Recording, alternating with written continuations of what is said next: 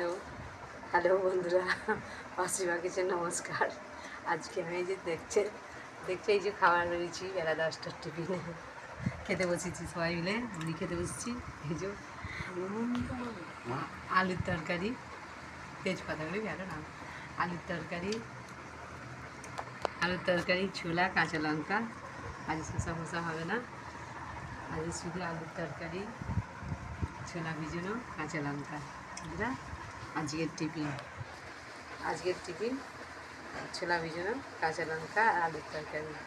বন্ধুরা ছোলা ভিজানোটা খেতে ভালো লাগে, তোমরাও খাবে বন্ধুরা, তোমাদেরও ভালো লাগবে। বন্ধুরা পাশে থেকো, কমেন্ট করো, লাইক করো, শেয়ার করো, সাবস্ক্রাইব করো।